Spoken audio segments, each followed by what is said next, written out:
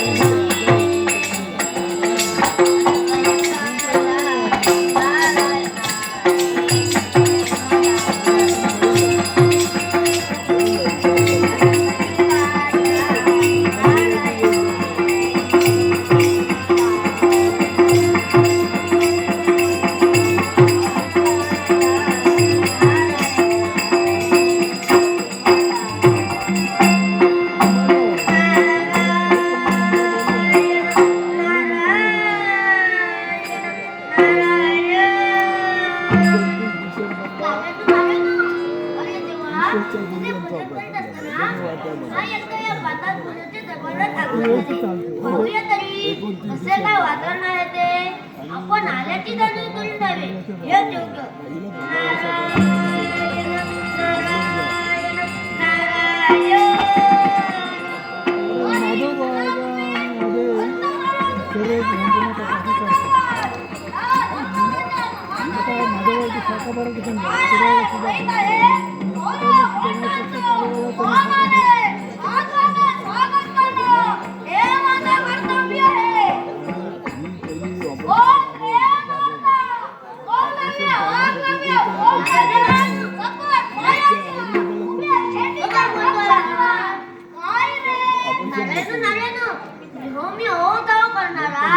आज एकदम तुला कसं करायला लागला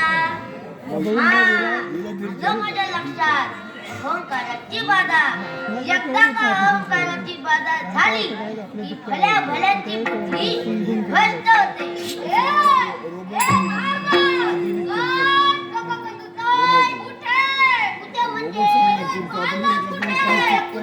तुझ्या पातावर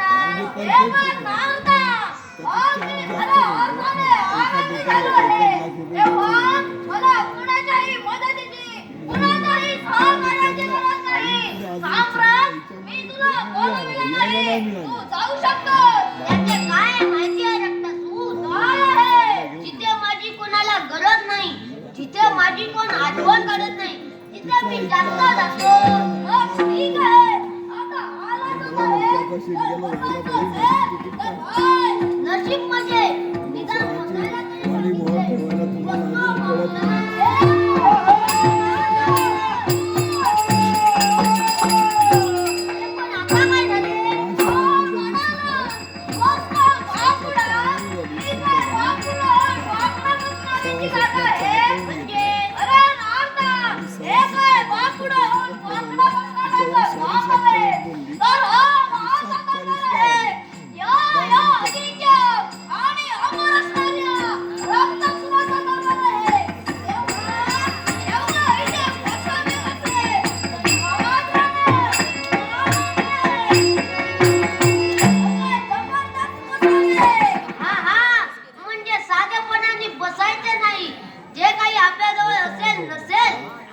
नवीन बसायचे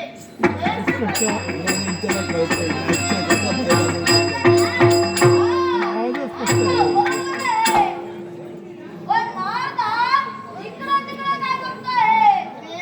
मी आल्यापासून पाहतोय तो तुझा सेनापती कंठासूर तो कुठे दिसत नाही. सेनापती कंठासूर हो ना, तो गेलाय. माझ्या पत्त्याला घेऊन मृत्यूलोकाच्या ठिकाणी त्याला ठार करण्यासाठी गेलाय.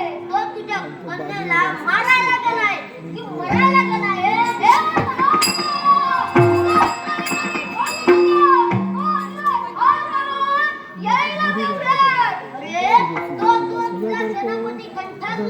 गेला तो कायमचाच गेला.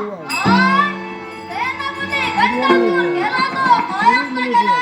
म्हणजे काय? अरे तू विचार कर म्हणून सांगतो. अरे त्याने तुझ्या कन्येला मृत्यू लोकातील घनघोर रणांना घेऊन गेला.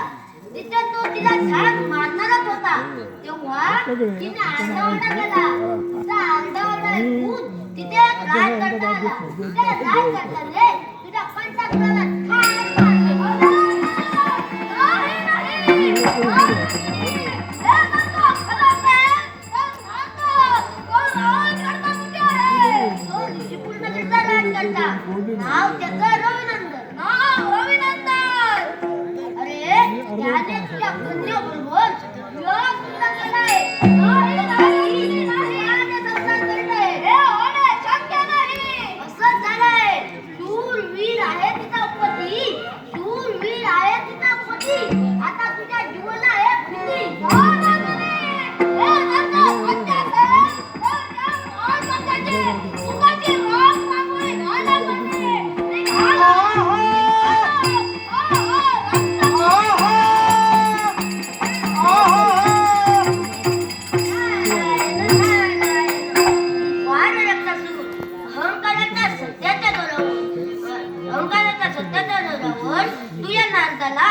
अरे ज्याने माझ्याशी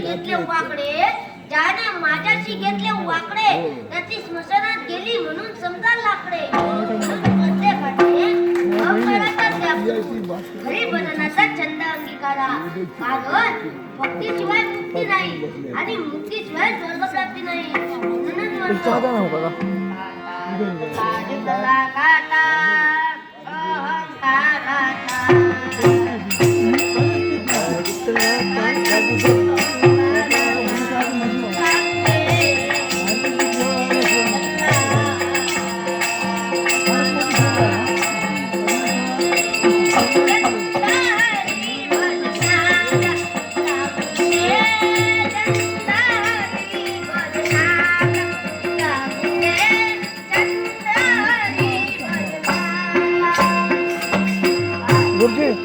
चांगलं आहे.